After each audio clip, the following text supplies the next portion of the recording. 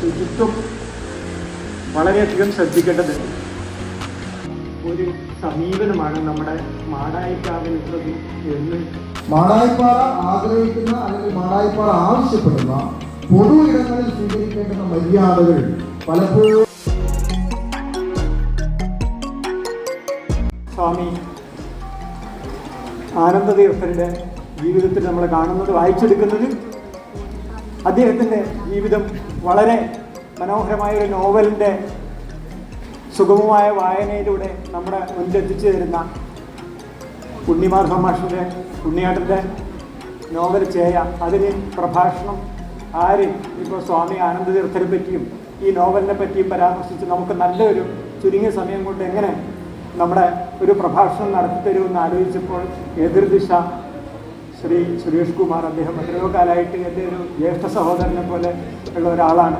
എതിർദിശ എഡിറ്ററായിട്ട് അദ്ദേഹം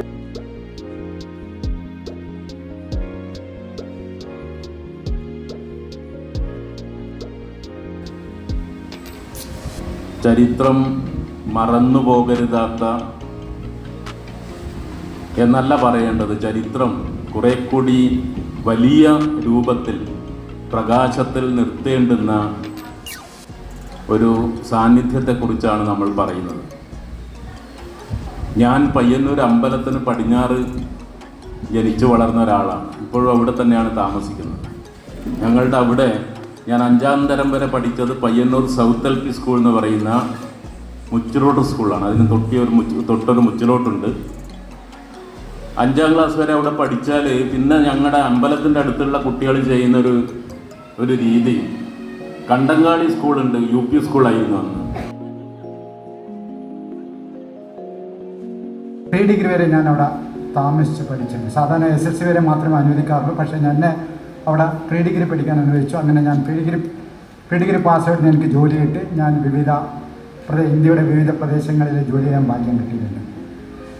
ഞാനൊരു civil service ഉദ്യോഗസ്ഥനും കൂടിയായിരുന്നു. സിവിൽ സർവീസ് എന്ന് പറഞ്ഞാൽ IAS അല്ല, IASൻ്റെ കീഴ്ഘടമായ ഇന്ത്യൻ ഇൻഫർമേഷൻ സർവീസിലെ ഓഫീസറായിട്ടാണ് റിട്ടയർ ചെയ്തത്. അതായത് ദൂരദർശൻ ന്യൂസിൽ ഡൽഹിയിൽ ന്യൂസ് എഡിറ്റർ ഉൾപ്പെടെയുള്ള ജോലി ചെയ്യാൻ ഭാഗ്യം കിട്ടിയ ഒരു വ്യക്തിയാണ് ഞാൻ. ഡെപ്യൂട്ടി ഡയറക്ടറായി റിട്ടയർ ചെയ്തതാണ്. എനിക്ക് ആ ഭാഗ്യം സിദ്ധിച്ചു.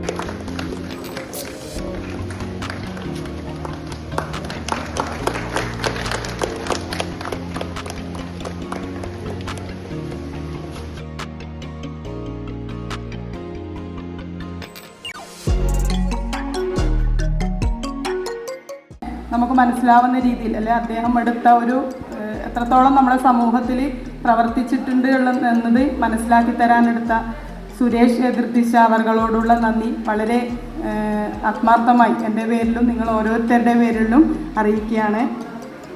ഇവിടെ സന്നിധനായിട്ടുള്ള KP ദാമോദരൻ അവർകൾ, അദ്ദേഹത്തോടുള്ള നന്ദിയും അറിയിക്കുന്നു.